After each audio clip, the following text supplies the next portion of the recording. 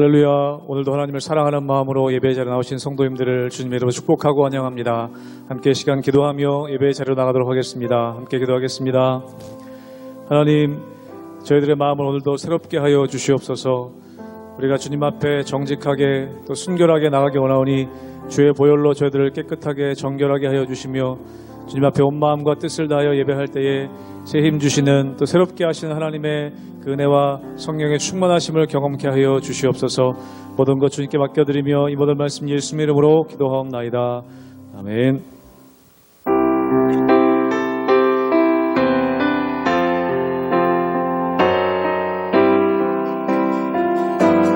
이 세상 험하고 이 세상 험하고 나 비록 약하나 늘 기도 힘쓰며 큰 권능 얻겠네. 주의 은혜로 대속 받아서 피와 같이 부는데 눈같이 이겠네. 주님의 권능은 한없이 크오니 돌 같은 내 마음 온 녹여주소. 주의 은혜로 대속 받아서 피와 같이 붉은색 눈같이 내 마음이 약하여 늘 넘어지. 주 예수 힘주사 주 예수 힘주사 굳세게 하소서. 굳세게 하소서.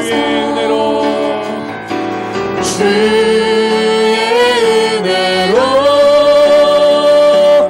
대속 받아서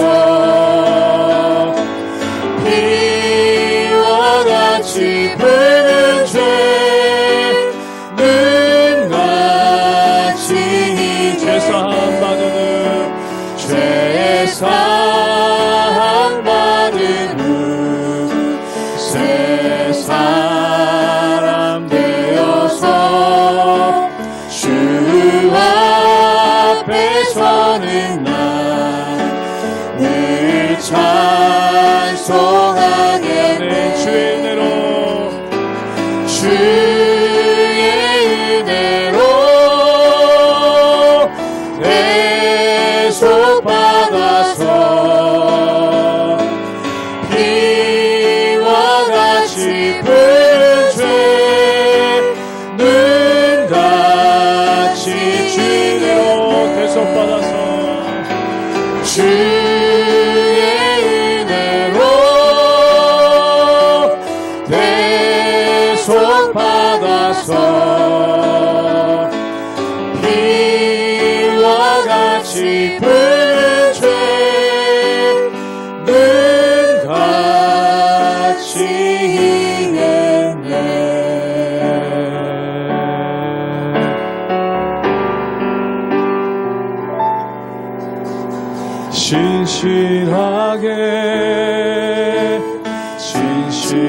진실하게 거룩하게 살게 하소서. 진실하게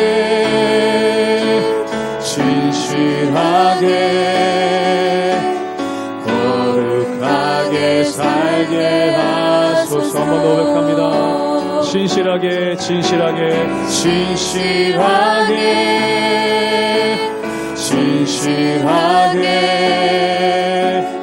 거룩하게 살게 하소서. 하소서. 신실하게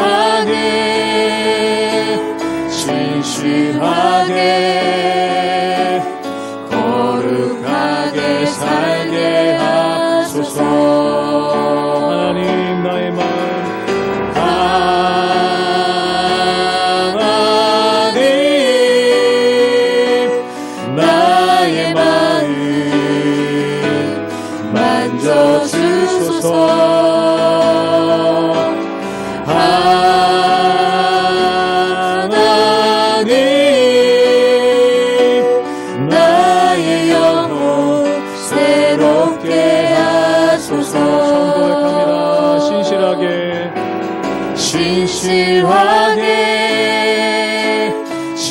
신실하게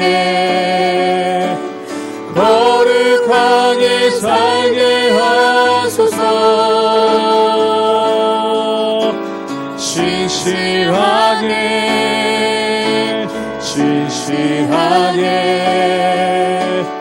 거룩하게 살게 하소서. 하나님 나의 기도 들어주소서.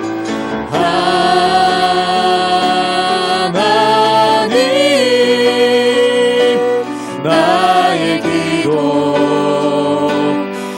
들어주소서.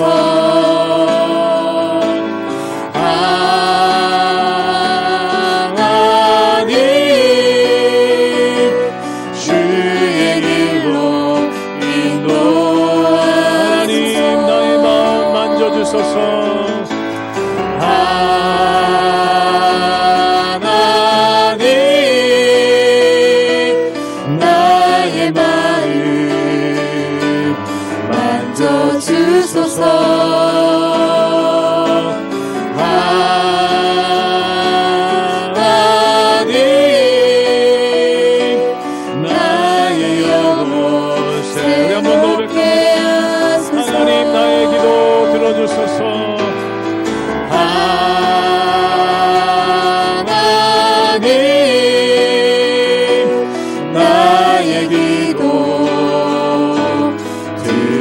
주소서.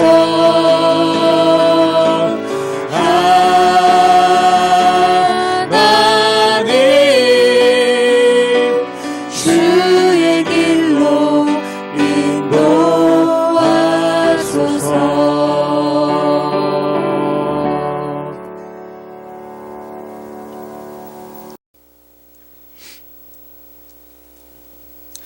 할렐루야. 우리 하나님의 은혜와 평강이 우리 성도님들 삶 가운데 날마다 가득하시기를 주님의 이름으로 축원합니다. 오늘 말씀 가운데 보면은 이 이집트에 행한 하나님의 일, 또한 이집트에 내린 10가지 재앙에 대해서 설명하게 되는 것을 보게 됩니다. 그 첫 번째 재앙이 임하게 되죠. 그런데 이 재앙에는 두 가지의 의미가 있습니다. 첫 번째는 뭐냐면 부당하게 이스라엘 백성들을 착취하고 괴롭힌 이집트에 대한 징계의 의미가 있습니다. 또한 두 번째는 뭐냐면 하나님께서 이스라엘 백성들에게 주시는 메시지가 있다는 것이죠. 그 이유가 뭡니까? 이스라엘 백성들은 100년 넘게 이집트의 노예로 살았습니다. 즉 다시 말해서 이집트 사람들이 대단해 보이고 또한 이집트 사람들이 위대해 보였기 때문에 우리는 어쩔 수 없이 그들의 노예가 된다라는 그러한 노예의식, 즉 노예로서의 삶을 타당하게 여기는 그러한 모습이 그 안에 있었다는 겁니다. 그런데 오늘 말씀 가운데 보면은 이 10가지 재앙을 통해 이집트의 신들, 이집트 사람들이 숭배하는 신들을 꺾으시는 하나님의 역사가 그 가운데 나온다는 것입니다. 그럼 이것을 통해서 하나님께서 주시는 의미가 무엇이겠습니까? 하나님께서 이집트의 여러 신들보다 강하다. 즉 다시 말해서 하나님의 백성인 하나님의 자녀인 너희들은 이집트 백성들보다 강하다. 그리고 더 나아가서 너희가 그동안 노예였다고 주눅들지 마라. 너희가 노예라는 생각은 잘못된 생각이다 라는 그러한 메시지를 주신다는 것입니다. 사랑하는 여러분, 우리가 이 세상 살아갈 때 하나님께서는 끊임없이 말씀하시죠. 그것이 뭐냐면 우리가 세상의 종이 아니라 또한 이 세상에서 우리가 별 볼 일 없는 존재가 아니라 하나님께서 사랑하시고 또한 하나님께서 은혜를 내려주시는 그러한 믿음의 사람이라는 것입니다. 그러므로 사랑하는 여러분, 우리의 삶 가운데 그 하나님만을 바라보며 하나님의 인도하심 따라 날마다 승리하며 나가시는 우리 모든 성도님들 되시기를 주님의 이름으로 축원합니다. 출애굽기 7장 14절에서 25절 말씀입니다. 여호와께서 모세에게 이르시되 바로의 마음이 완강하여 백성 보내기를 거절하는도다. 아침에 너는 바로에게로 가라. 보라, 그가 물 있는 곳으로 나오리니 너는 나일 강가에 서서 그를 맞으며 그 뱀되었던 지팡이를 손에 잡고 그에게 이르기를 히브리 사람의 하나님 여호와께서 나를 왕에게 보내어 이르시되 내 백성을 보내라. 그러면 그들이 광야에서 나를 섬길 것이니라 하였으나 이제까지 내가 듣지 아니하도다. 여호와가 이같이 이르노니 내가 이로 말미암아 나를 여호와인 줄 알리라. 볼지어다 내가 내 손에 지팡이로 나일강을 치면 그것이 피로 변하고 나일강의 고기가 죽고 그 물에서는 악취가 나리니 애굽 사람들이 그 강물 마시기를 싫어하리라 하라. 여호와께서 또 모세에게 이르시되 아론에게 명령하기를 내 지팡이를 잡고 내 팔을 애굽의 물들과 강들과 운하와 못과 모든 호수 위에 내밀라 하라. 그것들이 피가 되리니 애굽 온 땅과 나무 그릇과 돌그릇 안에 모두 피가 있으리라. 모세와 아론이 여호와께서 명령하신 대로 행하여 바로와 그의 신하의 목전에서 지팡이를 들어 나일강을 치니 그 물이 다 피로 변하고 나일강의 고기가 죽고 그 물에서는 악취가 나니 애굽 사람들이 나일강 물을 마시지 못하며 애굽 온 땅에는 피가 있으나 애굽 요술사들도 자기들의 요술로 그와 같이 행하므로 바로의 마음이 완악하여 그들의 말을 듣지 아니하니 여호와의 말씀과 같더라. 바로가 돌이켜 궁으로 들어가고 그 일에 관심을 가지지도 아니하였고 애굽 사람들은 나일강 물을 마실 수 없으므로 나일강가를 두루 파서 마실 물을 구하였더라. 여호와께서 나일강을 치신 후 이레가 지나니라. 오늘 말씀 가운데 보면은 10가지 재앙 중에 첫 번째 재앙이 내리는 것을 보게 됩니다. 그 첫 번째 재앙이 무엇인가? 바로 나일강이 피로 변하는 그러한 사건이죠. 그럼 이 사건이 어떻게 일어났는가? 말씀에는 이렇게 기록하고 있습니다. 우리 함께 출애굽기 7장 19절의 말씀 함께 나누시겠습니다. 여호와께서 또 모세에게 이르시되 아론에게 명령하기를 내 지팡이를 잡고 내 팔을 애굽의 물들과 강들과 운하와 목과 모든 호수 위에 내밀라 하라. 그것이 피가 되리니 애굽 온 땅과 나무 그릇과 돌그릇 안에 모두 피가 있으리라. 우리가 이 이집트를 가리켜서 다른 말로 나일강 문명이라고 얘기합니다. 그 이유가 뭐냐면 나일강에서 흐르는 풍부한 물로 인해서 그 주변에 농토가 생기고 또한 그 농토에서 많은 곡식들이 나오므로 이 이집트의 문명이 생기고 이집트가 강대한 나라가 될 수 있었다는 것이죠. 즉 다시 말해서 이 이집트에서 흐르는 물은 이집트 사람들의 축복이고 또한 그들 마음 가운데 어떻게 생각했냐면 이 나일강에 이집트를 지켜주는 신이 살고 있어서 그들이 우리로 살게 한다라는 그러한 마음이 강했다는 것입니다. 그래서 그들에게 나일강은 신앙의 대상이고 또한 그들에게 있어서 나일강을 돌보는 신이 자기들을 지켜준다라는 그러한 생각이 있었죠. 그래서 어떻게 보면은 이 나일강의 신은 이집트 사람들에게 가장 큰 신이고 또한 그들의 존재를 유지시켜주는 그러한 신이라는 관념이 그들 마음 가운데 있었다는 겁니다. 근데 오늘 말씀 가운데 보면은 이 모세가 하나님의 말씀을 선포하기 시작했을 때 이 나일강이 피로 변합니다. 사랑하는 여러분, 피는 무엇입니까? 바로 죽음을 의미하는 것이죠. 그 나일강 물이 모두가 피로 변해서 사람들이 그것으로 인해서 고통을 받고 또한 거기서 나오는 물로 살 수가 없고 심지어 물고기들마저 떼죽음을 당하는 그러한 모습이 생겼다는 것입니다. 즉 생명의 젖줄이었던 나일강이 죽음의 강으로 바뀌게 되는 그러한 일들이 나오죠. 그렇다면 이것이 의미하는 것은 무엇입니까? 이 나일강은 이집트의 삶의 터전이고 또한 다시 나가서 이집트를 지켜주는 것이 바로 나일강이라고 생각했다는 겁니다. 그런데 하나님께서 이 이집트의 강인 나일강을 피로 물들이신 것은 하나님께서 그들보다 더 위대하시고 모든 것이 하나님의 주관 안에 있다라는 그러한 메시지가 그 안에 있었다라는 것이죠. 그렇다면 이 메시지를 듣고 하나님께 굴복하고 하나님께 무릎 꿇어야 될 거 아닙니까? 근데 이 바로는 여전히 강팍합니다. 그 강팍한 이유가 뭐냐면 자신들의 술사들도 물을 피로 변하게 하는 그러한 술법을 행할 수 있었기 때문에 그렇다는 것이죠. 또한 이 이집트 사람들이 자기들 나름대로 대안을 만들어냅니다. 우리 함께 출애굽기 7장 24절의 말씀 함께 읽겠습니다. 애굽 사람들은 나일강 물을 마실 수 없으므로 나일강가를 두루 파서 마실 물을 구하였더라. 사랑하는 여러분, 사람이 조금이라도 빈틈이 생기면, 또한 조금이라도 숨쉴 구멍이 생기면은 바로 빗나가 버리고 또한 바로 빠져나가는 게 바로 사람인 것을 보게 되죠.